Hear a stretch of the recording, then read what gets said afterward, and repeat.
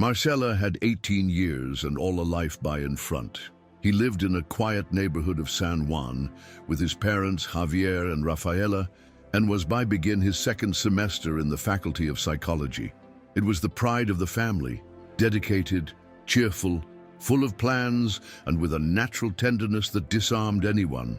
His greatest dream was to have a house with a garden, planting sunflowers and raising children in a hurry by a grass.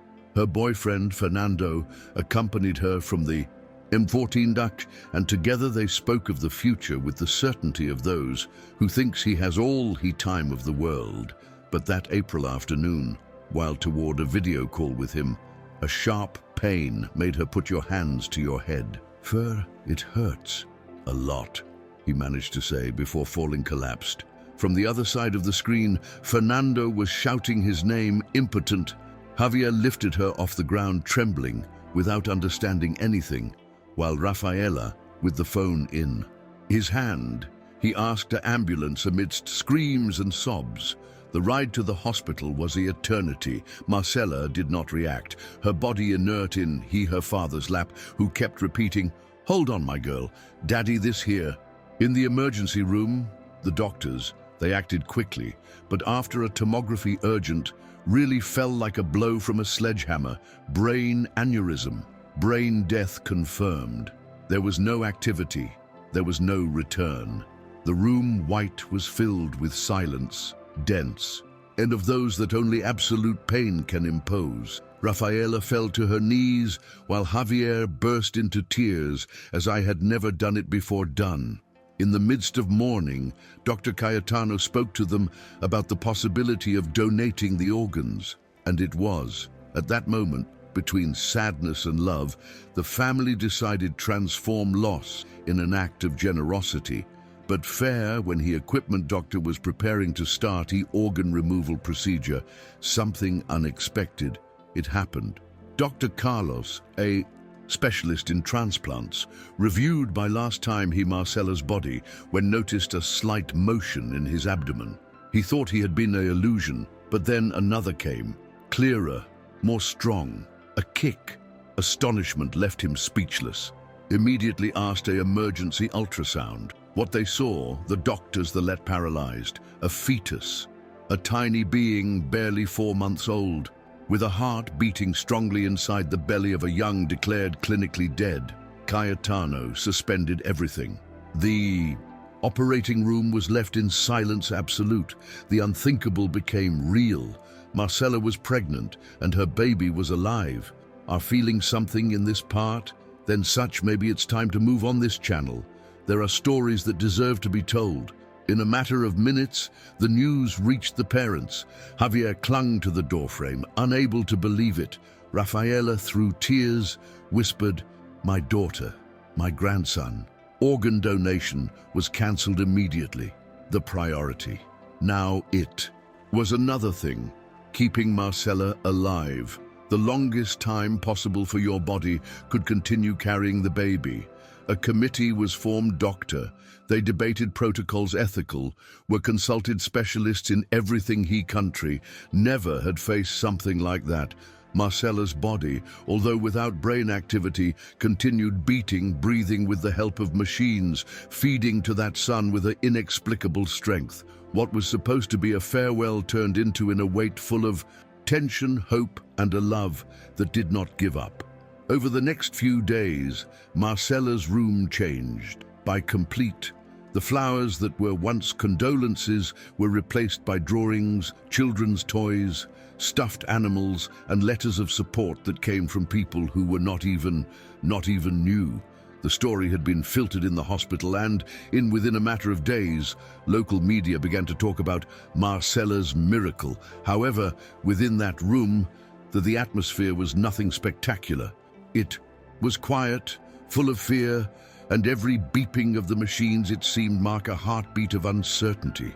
Rafaela spent hours caressing the belly of his daughter, talking to the baby as Yair could hear it.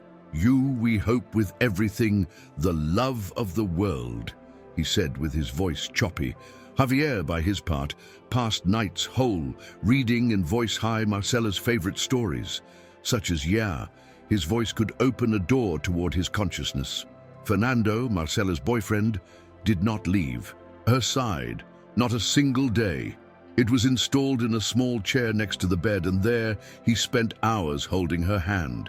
He told her about their plans, about the little house with a garden, about the sunflowers.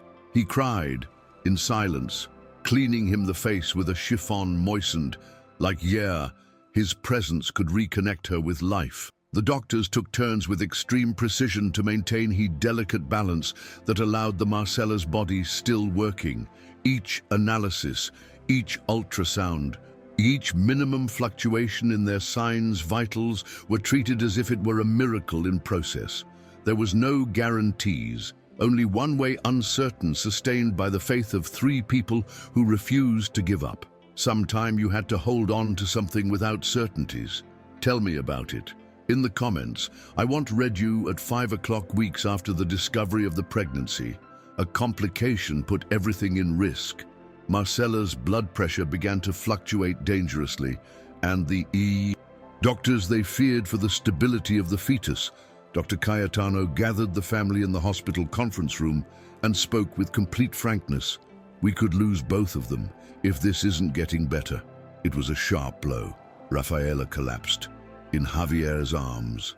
Fernando, with red eyes, asked could talk to the baby. Cayetano, moved, agreed. Since then, each tomorrow, the 3 took turns reading stories to the belly, singing lullabies and repeating a same phrase, hang in. There, little one, your mum loves you. Everyone loves you, we love. The signs vital against all forecast, they began to stabilize. It was like, he baby responded. The doctors, they started talking about him as the fighter, and in the hospital corridors, all they knew, who was it? Nurses, they left small toys over the cradle, improvised that there was in a corner of the room, and a senior nurse placed an image of Saint Raymond Nonatus, the protector of the unborn, as next to the bed. Javier, who was not a particularly religious man, was surprised praying every night. He didn't ask for miracles, just time. Time for your grandson grow a little more. Pregnancy continued his course, and although there were difficult days, every week that passed was celebrated as a victory silent. In the midst of the inexplicable, everyone were beginning to believe that this was more than medicine. There was something there, something that defied logic. As the months go by, the equipment became a doctor in a small family. They weren't just doctors and nurses. They were witnesses of a process that could not explain everything. Some, skeptical at first, began to change his look. Dr. Carlos, always pragmatic, he was the first in admit it. I have seen many cases, but none as this. Each prenatal checkup showed normal development of the baby. His heart strong, his movements assets, and their perfect growth contrasted with the state mother's clinic. It was like, he baby. I knew I should resist, as if knew that it was not yet time to say goodbye to her. Fernando, by his part, began to write a diary. In it, he recounted day by day everything they experienced, such as a way of not forgetting, but also as a legacy for his son. Today, Mum, he breathed with help, but you kicked with more strength than ever before, he noted in one of the pages. His notebook was full of drawings, love phrases, and small anecdotes from the days in the hospital. Rafaela was knitting small woolen hats and blankets, while Javier, already there, was carved a wooden bassinet with his own hands. Everyone was preparing to welcome the baby, but they also held out hope of seeing Marcela alive again. Although the doctors, they insisted that brain death was irreversible, there was something about the way she kept its signs stable that made impossible give up completely. One night, when pregnancy there was, at 28 weeks, Fernando dreamed that Marcela was hugging him. In the dream, she was smiling, dressed in white, and said to him, "Almost there, come, my love. Don't let me forget about you." When he woke up, he ran to the hospital and found Rafaela asleep next to his bed. Daughter, everything seemed same, but he couldn't to be taken out that image of the head. During the breakfast, shared I dream of Javier, who listened to him in silence. Maybe it was "Just you mind trying to give you consolation," he said the father, although his eyes showed a deep doubt. That same late, when combing Marcela's hair, Rafaela felt a contraction mild in the fingers of his daughter. He thought he had been his imagination. He said nothing, but the next day returned to occur. The team doctor was informed and were carried out new studies neurological. The results followed showing zero brain activity. However, Carlos was not convinced. "The body does not react just like that for no reason," he said. At night following, the small one's reactions began to turn further frequent. One tear that rolled down, a slight eyelid movement, a breathing deeper upon hearing Fernando's voice. The family, although cautiously, began to speak more conviction, as if Marcela could listen to them really.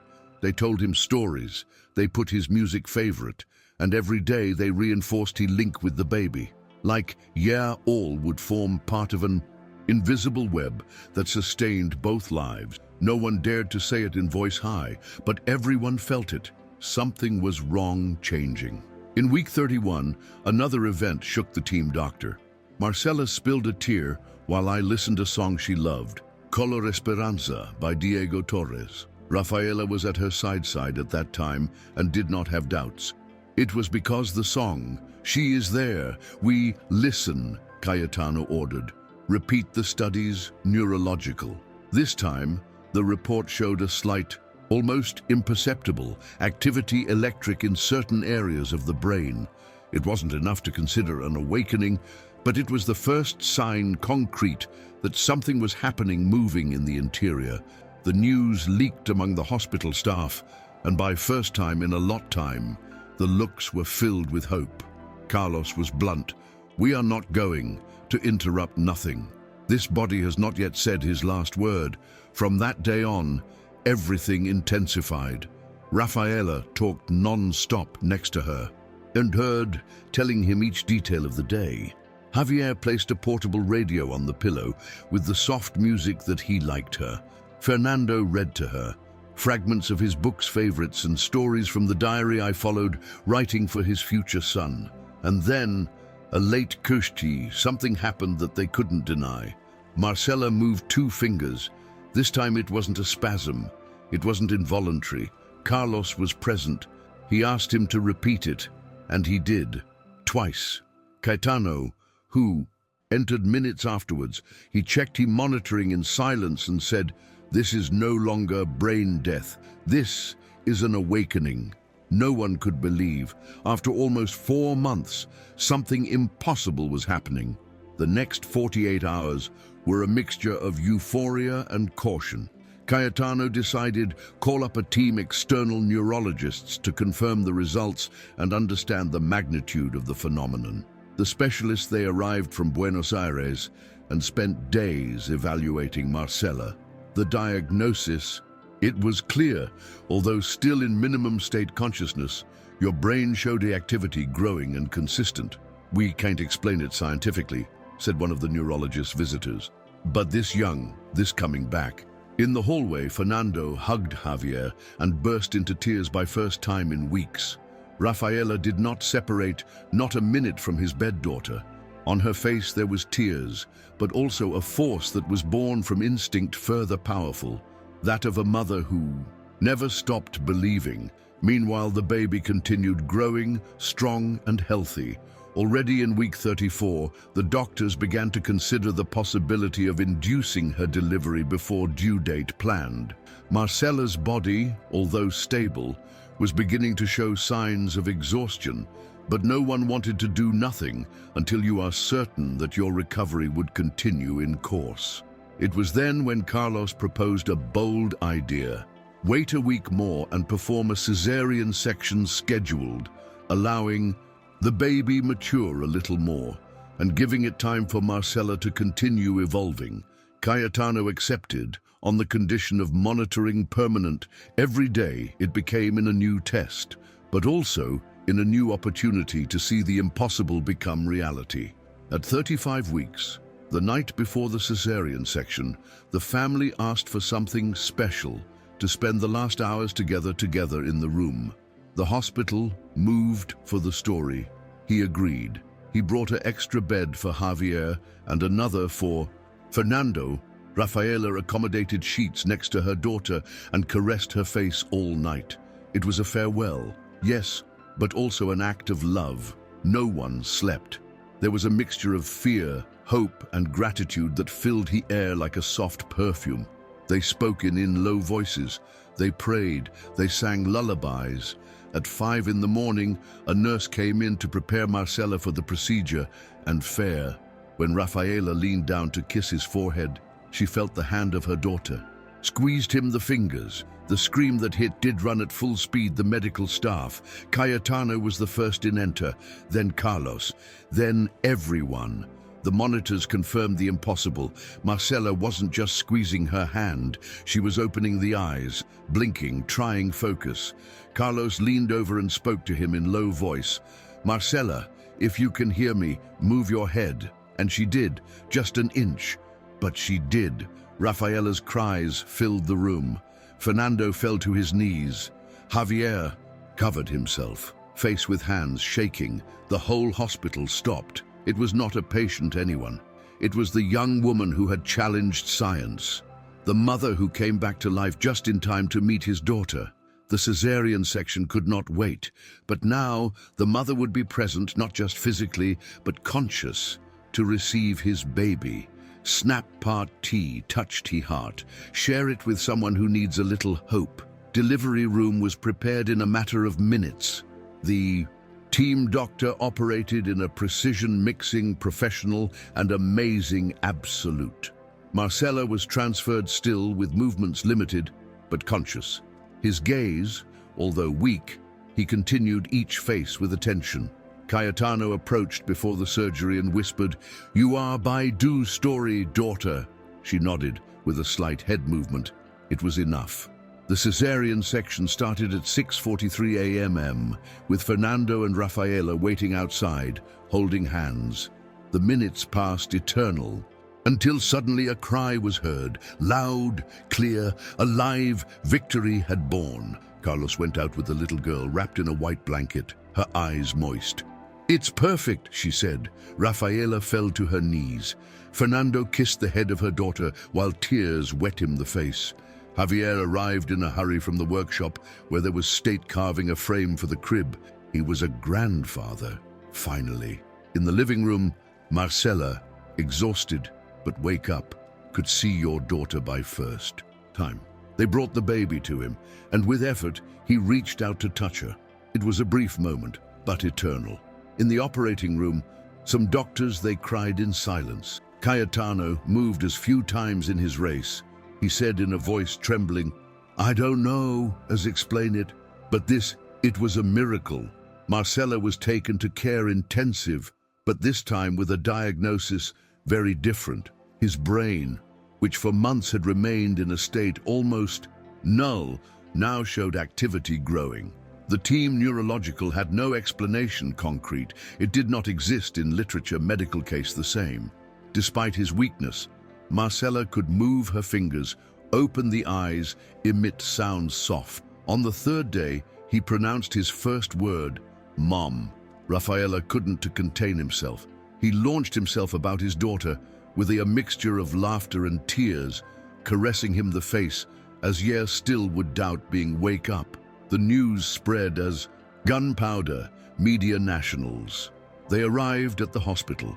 Some called it the case of the resurrected mother, others the miracle of Victoria. But for her family, it was simply Marcela coming back. The following days were full of small ones progress. Marcela began to speak more. He asked by Fernando, by his dad, for he baby. When they told him everything, he cried. "Did she survive?" he asked, and seeing Victoria in arms of his mother, he sketched a smile, weak but luminous. Fernando kissed her on the forehead with tenderness infinite. "You are here, that's all that matters." Although had by in front of a long rehabilitation, your body responded with a force unexpected. In a matter of weeks, could sit with help, hold your child daughter in arms by some minutes, and participate actively of his recovery. What seemed lost forever now was reborn in front of everyone, day after day. The hospital became in a kind of sanctuary. People from different parts of the country. They came to leave letters, flowers, drawings, and prayers. Some they wanted see Marcela, others only touched the wall of her room and whispered prayers. The hospital management had to organize visits controlled and a mailbox to leave messages. Marcela, still with energy limited, read everything I could. Why are you writing to me? Such beautiful things. Yeah, I just slept, he asked. A time. Cayetano, with a smile, said to him, you slept, but you gave life, and you woke up when nobody expected it. That's what you converts into something more than special. Although we're trying keep a low profile, the story moved too much as to go unnoticed. Television, news portals, and even networks international began to cover her case. But for Marcela, the important thing was not fame, neither the headlines. The only thing that moved her was being with her daughter. Every day I spent with Victoria in arms were a gift. He was amazed with each yawn, with each gesture, with each look.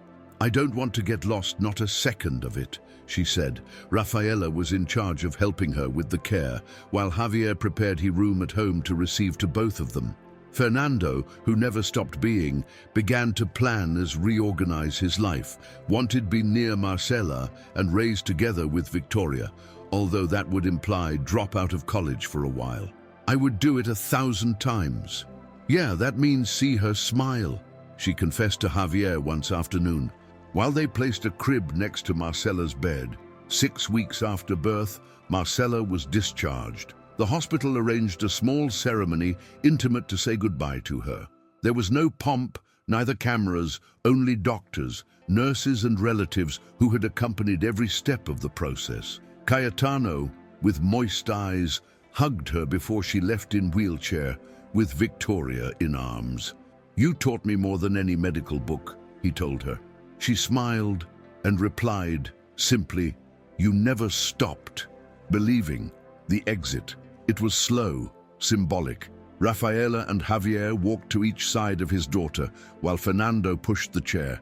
When he got home, everything was prepared, a welcome sign, flowers in his garden, the cradle in your sight, and a blanket woven with the hand-embroidered name Victoria. The first days at home were not easy. Marcela had pain. He fatigued quickly and still had trouble coordinate some movements. But each progress was celebrated as a victory. The first time he managed change it, he diaper to his daughter without help, cried. The first time he could rocking her alone, she stayed looking at her for hours. You were inside me when I was no longer there, he told her. You brought me back. Victoria, oblivious to everything she had experienced, was sleeping, calm, ate well and grew strongly. Javier installed security cameras by the whole house, by year perhaps, and Rafaela did not leave them alone, not even a second. The whole family lived in a balance between gratitude, wonder, and the deep wish that never further had to return to the hospital for an emergency. As the months passed, Marcela made steady progress. In his rehabilitation, he attended 3 times by week of physiotherapy and stimulation sessions, cognitive. Your memory was intact, but still had episodes of fatigue and dizziness. Still, he refused to miss moments important with their daughter. I went with her to the controls doctors, to the park nearby when could walk without assistance, and to meetings relatives where all they wanted carry the girl miraculous. In one of those meetings, your uncle Leandro asked him in joke, and what are you going to do now that you're back from the dead? Marcela smiled serenely and said, to live, to raise her, and to tell my story. That day was the first time he pronounced in voice high his desire to bear witness. Fernando, who had resumed some studies in line from home, I supported that decision. Together they began to organize small talks in parishes, schools, and centers community. The goal was not to convince anyone, but share what they experienced from a heart. In one of the first talks, in front of a group of young mothers, Marcela said, I don't have explanations scientific for what happened to me, but yes, I know that the love of my family, the faith, and this girl who never stopped beating inside me, they brought me back. The women in the audience, they were crying. Some were coming closer to hug her. Since then, each chat added further assistance, and Victoria became a symbol of hope wherever it appeared. One day, while we're preparing a chat in a University of Medicine, Marcela received an invitation unexpected. A foundation international, specialized in cases, clinicians extremes wanted to know his history in detail. The proposal included interview her, review his record doctor, and record a documentary about his process. At first, he hesitated. He didn't want to convert his life in a show, but it was Caetano who convinced her.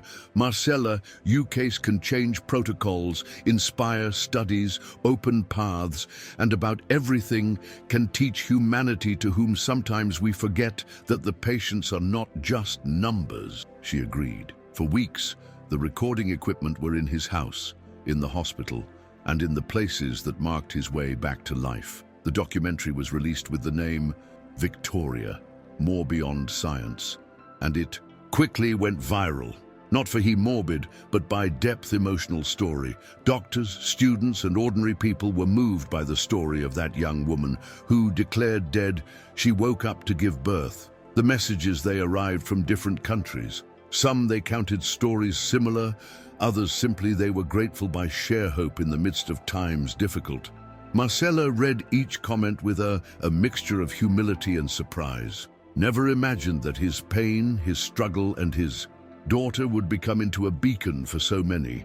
Fernando, who edited much of the material with the team, told him a night, "This wasn't just you reborn. It was everyone's, those who we want, and that of thousands who don't even, not even knew." After the impact of the documentary, Marcela received proposals to write a book. Although the idea intimidated her, she accepted with a condition: I wanted it to be written from the voice of his family as well. I wasn't their conscious. Most of the time, they supported my story when I couldn't do it, he explained to the publisher. For months, he worked alongside a writer who collected testimonies from Javier, Rafaela, Fernando, Caetano, and several team members' doctor. The book was called Asleep to Return, and in his launch, the lines of readers stretched by blocks. It was not a heroic autobiography. It was a story of collective love, of resistance in chain, of hope woven between tears. Victoria, who already had almost a year when his book went on sale, crawled among the attendees in the presentation. Your name was on the cover, in the posters, in the dedications, and still so, it was a baby as any other, curious, restless, full of life. Marcela lifted her up in arms and whispered to him, "You are more stronger than you imagine." In a later interview, when he was asked, "Yeah, I felt that there was turned by his daughter. He answered without hesitation, "Not only because she, also because of what her arrival meant. It was like if life were me saying that even there was something pending, something worthwhile, wake up to live it." The story continued his course, but not since the hospital. Now it was written between books, diapers, and small steps of a girl who, without knowing it, changed her destiny of all. As Victoria grew, so did her connection with her mother. Marcela watched her with devotion, in each gesture, when laughed asleep, when babbled a new word, when I hugged her for no reason. "You were my driving force since he shut up," he told her, even though the girl didn't understand. Still, the dimension of those words. Rafaela gave him a diary in white, identical to the one Fernando used during his pregnancy, and Marcela began to fill it with letters addressed to her daughter.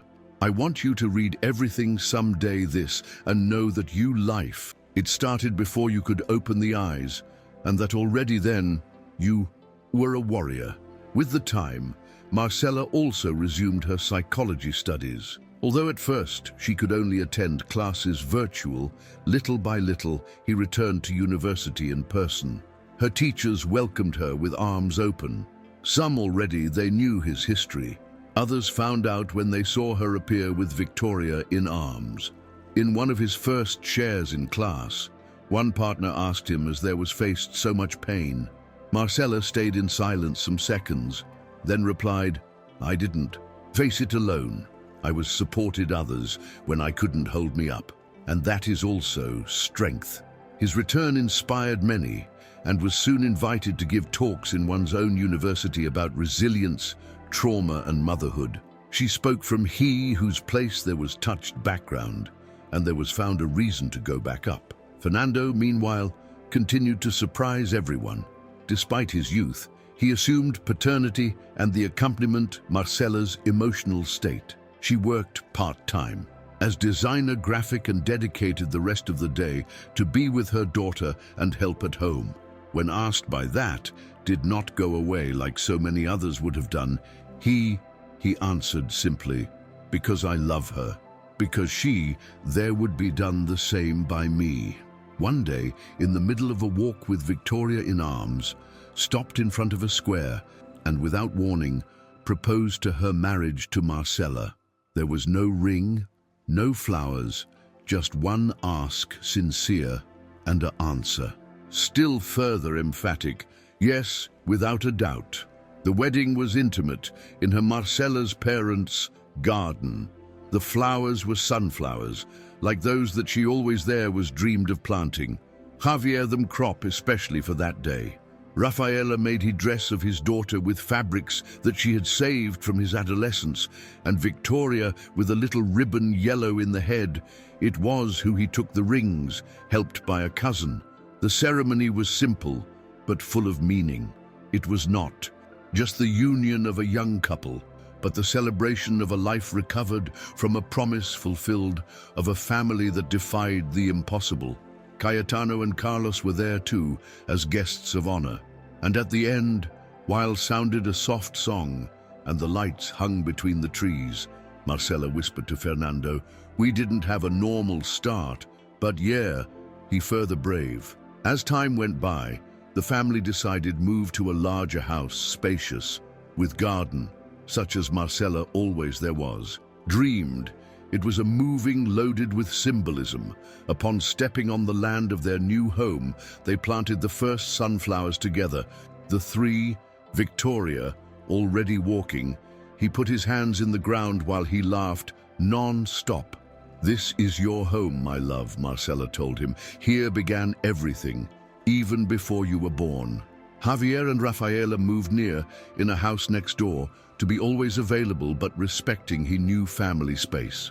Sundays followed being sacred, long lunches, after dinner conversations with anecdotes, games in the patio, laughter and photos that filled the albums that Victoria now leafed through with curiosity growing.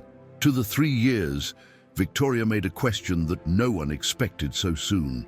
They were watching a documentary on the one who appeared an incubator, and the voice in voiceover he said, "This baby was born prematurely." Victoria looked at Marcela and asked, I have been there too." The question fell like a flash of lightning. Marcela breathed deep and looked at her tenderly. "You were in a place still more special. You were inside Mom. Even when Mother I was sleeping a lot time." The girl frowned, he frowned, like trying to understand, and then smiled. "Then I woke up," and Marcela, with her eyes full of tears, could only nod. That night, he wrote in his diary, "There is no science that explains this. I just know I had to listen to her, say it to fully, understand it." From that day on, Marcela began to tell Victoria in simple words the story of her birth. Not all the details, not yet, but yes, the essentials.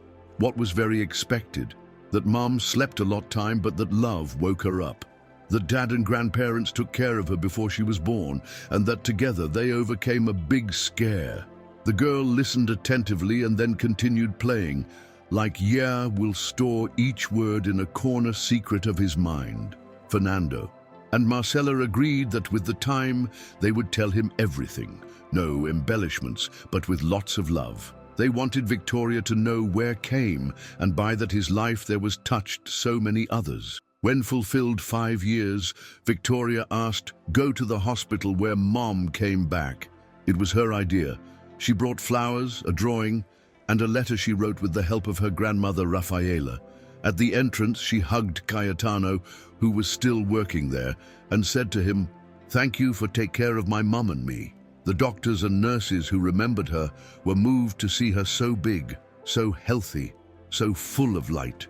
Marcela walked by the corridors with firm steps, recognizing each corner, every room, every face. He stopped in front of the door where all there was started and placed his hand on a frame. "Here I learned that love does not go out, although he body falls asleep," he murmured. It was a close symbolic, a way to heal.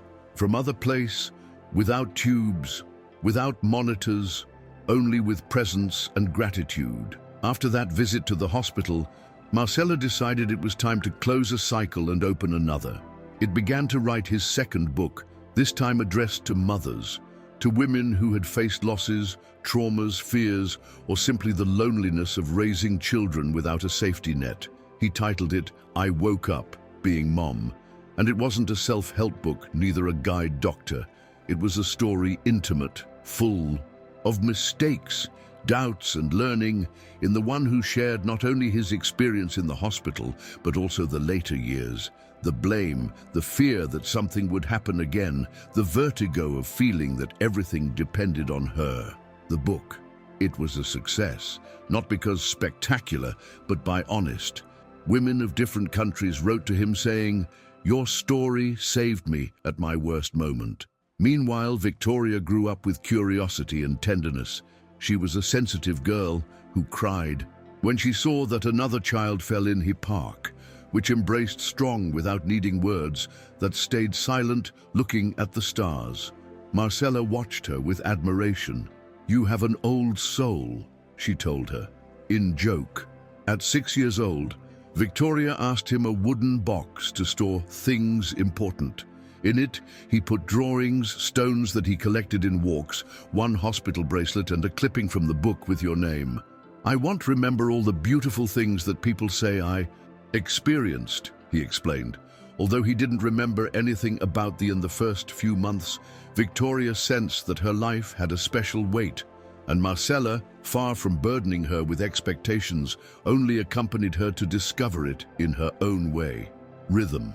When Victoria turned 7 years, Marcela and Fernando organized a celebration, simple but significant. They invited the people who formed part of the process, some doctors, nurses, teachers, friends of the talks, and so on, of course, the family. During the snack, Fernando showed a video with photos from his pregnancy until present, images of Marcela in the hospital, of Victoria in the incubator, of the first steps, the wedding, the book presentations. No one spoke during the minutes it lasted, the video. They were only heard sobs discreet, laughter nostalgic, and at the end, applause closed. Victoria looked all with very good eyes open. "Is that all me?" he asked. "Yes, and a lot more," he replied. His mom, hugging her strong. That day, Cayetano approached Marcela and confessed something he had never told her. There was saying in voice high, "For years I hesitated. Yeah, there was done the right thing by not continuing with organ donation when we found out about the baby. There were days when I thought that maybe time we had condemned to all by hold on to one illusion." Marcela looked at him calmly and took his hand. "You saved 2 lives, doctor, and with them, many more than they. Were inspired in our history. You chose trust." Cayetano could not hold back his tears. He was a man of science, trained not to give in to emotion, but there was, in front of a woman who had it faced everything, and there was returned. Not from medicine, but from something that he, with all his experience, I didn't know yet name. In the years following, Marcela continued with her studies and finished his psychology degree. He specialized in accompaniment therapeutic for patients with severe trauma and for family members of hospitalized persons in state critical. It wasn't just because vocation, but by experience. I knew what it was. Wait next to a bed without answers. I knew what it was to be sustained by words, gestures, faith. His office was filled with stories difficult but also hopeful. With the time, began to form part of an intervention team in crisis in hospitals. There, he sometimes encountered parents who told him, we saw in the documentary. If you left go ahead, we can do it too. Victoria, by his part, grew up with that a mix of normality and history extraordinary. She went to school, played with her friends, learned to swim, and played the piano. But he was also capable of speaking with maturity about things that others' children did not understand. My mom slept when I was in his belly, but she listened to me anyway, she said, without drama. Her teacher, a sweet woman named Clara, approached Marcela one day and said, "Your daughter, there's something special about it. I don't know as explain it, but when speaks, the others' children really listen to her." And Marcela, accustomed no longer have explanations logic for the essential, he responded with a smile, "I neither he explain it. I just know that it came with a mission, because if there was something learned on that trip impossible, it was that some silences they bring further answers that are worth 1,000 words." When Victoria turned 10 years, he asked Marcela to tell him everything really. "I know I was born in a hospital, that you were asleep, that they thought you weren't going to wake up. But I want to know what no one says." It was a conversation long, intimate, under a sky starry in the patio of her house. Marcela didn't leave anything out. She talked about the aneurysm, the diagnosis, the machines, everyone's fear, the C-section, and waking up. Victoria listened. In silence, without interrupting. Finally, he came over and hugged her. "Then I went. It was me who brought back." Marcela laughed tenderly. You, and you too, Dad. Your grandparents, the doctors, prayers, faith, all they pushed my soul towards life." That night, Victoria wrote in his diary a phrase that left his mother speechless. "If any, sometimes I forget who I am. I just want to be reminded with this history." From then on, he began to participate with his mother in some talks about all in schools, not like a protagonist, but as someone who wanted to understand. I listened to the adults with attention, and in the end, he did questions that left everyone thinking. "What happens when someone wants surrender but can't speak?" he asked. A time in a conference, the silence was absolute. Cayetano, who was present, he answered honestly, "Then needs someone to listen to him without words. Like you did with your mom." Victoria smiled. It was a girl, yes, but she was also a history living that followed, revealing its lessons at every step. With the passing of the years, the Victoria's birth anniversaries also became celebrations of life for Marcela. Not only because of the obvious, but for what it meant continue there, growing with his daughter, being witness of each stage. At the 12 years, Victoria began to write your own versions of the story, in short stories that he gave to his teachers. In one of them, he described his mother as a princess asleep who had a shield of light and an army of love protecting her while I was born in his castle. The text, it moved so much that it was published in the school magazine. Marcela, upon reading it, cried, "You succeeded, tell what neither I knew how to explain," he told her, hugging her strong. One day, during an interview for an educational channel, they asked them, some time felt the story weigh on them. Marcela looked at Victoria, searching his approval to answer. The girl nodded, and then he said, "Sometimes it weighs, yes, but it also gives us wings. It reminds us that we are further, stronger than we think." Fernando, who was off camera, looked at them with pride. That story that began with a tragedy, there was evolved in a story of resistance, of connection, of transformation. There was no perfect heroes, no closed endings, just a path that opened every day with questions new, with challenges, with simple moments and others extraordinary. And above all everything, with the certainty that what I experienced should not have happened forget, because contained a force that followed healing. When Victoria entered in adolescence, Many they expected him to rebel or want to get away from that history so loaded. But the opposite happened. He wanted deep and more. He began to read about neurology, about pregnancies in a coma, about spirituality, not from a place mystical, but with authentic curiosity. One day he asked Carlos if could visit a care area intensive care unit of the hospital. "I just want to see how is it now, know if others' mums are struggling like mine." With permission and accompanied, she walked by the corridors that saw her to be born. When he came out, he only said, "Sometimes we give account of everything that happens behind a door closed." That experience marked her. She began to write a personal log titled Diary of a Daughter Who Waited in Silence. Marcela, who always was careful not to impose a direction on her, she was excited to see her take their own decisions. "I want you to be what you want to be, not what everyone else they expect you to be," he would say. But as he saw the passion with which Victoria researched and listened, he began to notice a clear path. 14. Victoria announced that she wanted to study medicine. "I want help to other people who, like you, were between two worlds." And nobody disputed it. On the contrary, Cayetano gave him his first book on neuroanatomy, and Carlos offered to be his tutor if some time needed guidance. You were born knowing more than many of us," he joked, and although his path newly began, all they knew it wasn't a decision impulsive. It was the way Victoria had found to honor his history and that of her mother. During the last year of school, Victoria presented a final project entitled The Body as Bridge Between Life and Hope. There, he narrated his history, combining data doctors, reflections, personal and family testimonies. The project, it was so shocking that it not only received the highest rating, but it was guessed to expose it at a conference youth science program.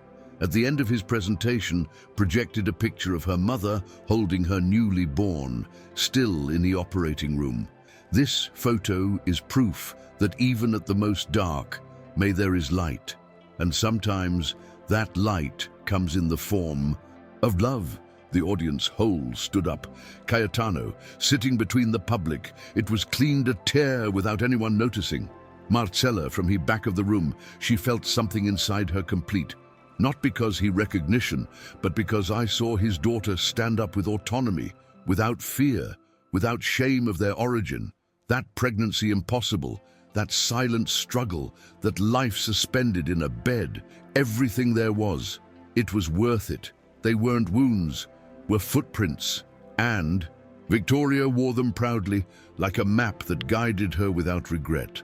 That night, mother and daughter sat in a home garden, such as so many others times, under the stars.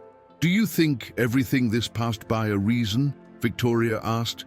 Marcela smiled. "I don't know, but if I didn't have felt before you have taken it upon yourself to give it to him."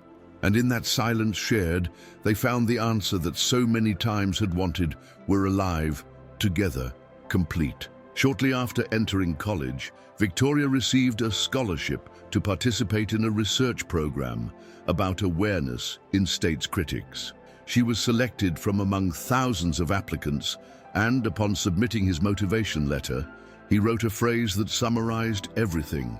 "I was born to a mother who came back from the dead to give me life. Studying is my way of thanking her." The committee evaluator was left moved. During the first semester, he participated in field studies, attended lectures with renowned neuroscientists, and was invited to co-write an article on the influence emotional in patients in a coma. Marcela and Fernando, always discreet, they accompanied her in silence, letting Victoria fly with her own wings. But not everything was easy. In the middle of his second year, Victoria crossed a severe anxiety attack. The pressure, the expectations, the weight of his history began to affect her. One night, she broke down in crying in front of Marcela. "I feel like I have to be always good, like if I couldn't fail because I am the miracle one." Her mother hugged her and told her something that had learned with the years. "You did not come into the world to be an example. You came to live, and living is also making mistakes, stopping, crying. You do not have to carry anything, nor not even with me. That one night, Victoria understood that she was not responsible for the past, and that her history was not an obligation, but a tool. Since then, he learned to take care of himself too, same. With that new consciousness, Victoria reorganized his rhythm, lowered a subject of the semester, and began therapy with a professional specialized in children of survivors. I needed to understand that even if I don't remember it, I was there too, part of the trauma, he explained. In one of his first sessions, therapy helped her not only to release unnecessary burdens, but to redefine his purpose. I was no longer studying medicine to prove anything, but because he was passionate about it. He no longer spoke in public to please, but because wanted to share. The difference was subtle, but profound. Marcela noticed he changed. I see further light, he told her one day. It's just that now path by me, he replied, his daughter. And in that phrase, Marcela recognized the freedom that had been so desired for her. Meanwhile, Marcela continued giving talks, but each time further, spaced. He dedicated further time to your query and to write, although not books anymore, but articles, open letters, and short life chronicles that he published on social media. One of them, titled "The Day I Breathed Again," went viral among healthcare professionals and patients, convalescents. In it, he didn't talk about science or miracles. He talked about fear, about tenderness, about the feeling of feeling again the sun on the face after so many hospital stays. I didn't come back from death. I came back from oblivion, he wrote. And with those words, he connected with thousands of people who, like she, had crossed long silences. It did not make lack have state in a coma to understand it. It was enough to have sense. Sometime life comes to us, was out of hand, and against all odds, forecast Guy returned. In it, birthday number Victoria's 20s, the family organized a special meeting, not because of the roundness of the figure, but because marked 2 decades. From that day when a young considered clinically dead, there was brought into the world to his daughter. This time, there was no speeches, no emotional videos, just a big table in a garden, home-cooked food, soft music, and sincere hugs. Cayetano, already retired, attended with his wife and sat next to Marcela under a tree. Sometimes I wake up, and I still don't believe everything that is past, he told her. She took his hand lovingly. The same thing happens to me, but then I see her to she, and everything has again sense. Victoria, at the end of the afternoon, approached her parents with a notebook in her hand. I wrote something, she announced, a little shyly. She stood up about a garden stone and read in voice high a fragment. Thank you for giving me life twice, once at birth and once by not giving up when all it seemed lost. I am who I am because you taught me to hear even in his silence. The applause was spontaneous, but further, still was he crying shared. There was no tragedy in those tears, only deep gratitude. Fernando put one arm around Marcela and the other around his daughter. Never.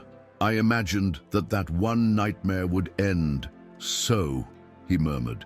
And Marcela, looking at the sky already crashed, replied, it didn't end. It just transformed into something beautiful. Did you get this far? Then prove it was worth it. Comment, share, or subscribe to the channel with the years later, the story of Marcela. And Victoria continued resonating, but no longer as a story of miracle doctor, but as a symbol of what love and perseverance they can build. Universities used it as case study, schools, such as example of resilience, families, such as inspiration silent in moments difficult. But for them, it all came down to in something simpler. They had accomplished live. They had made the impossible a day-to-day full of meaning. Without looking for it, they became in references to something much further more powerful than science, humanity. And that, they both knew, was a responsibility that was carried with humility. One autumn afternoon, while they were walking together in a park, Victoria stopped in front of a group of children who were playing to push a stretcher imaginary.